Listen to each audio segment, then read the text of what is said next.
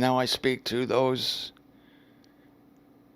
watching who may still be in church, may still be in the mainstream assembly. You're hearing these things maybe for the first time, and they make sense to you. You're saying to yourself, these things have to be right. The salvation of all is the only teaching worthy of a God of grace and love. The sovereignty of God is the only teaching worthy of a God who bears the name God, which is subjector or placer.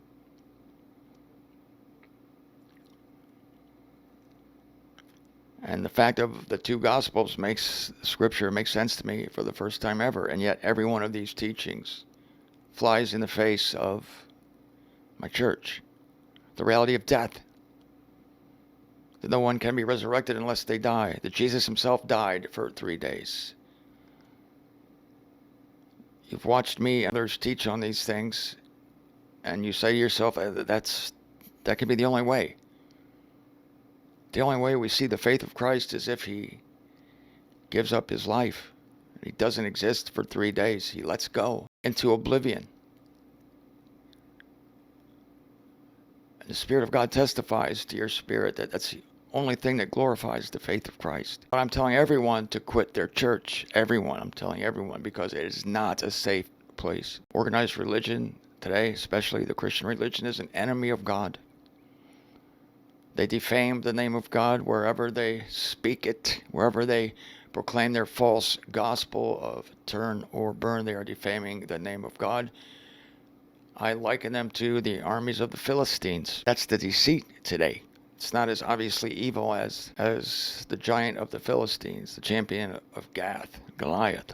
Not as obvious, but it's just as evil. It's just as opposed to God. And we look at that.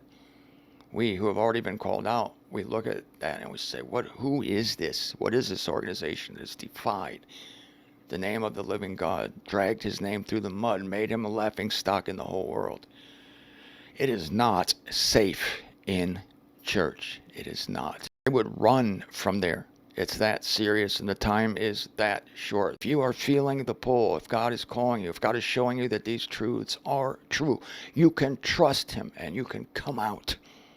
Come out of her, my people. It may look dry out here, but it's not. It's full of fellowship. It's full of life. There are many others that you won't discover until you step out. And I encourage everyone who is still in that assembly but feel the pull of God to step out. Because playing it safe, especially now, is anything but safe.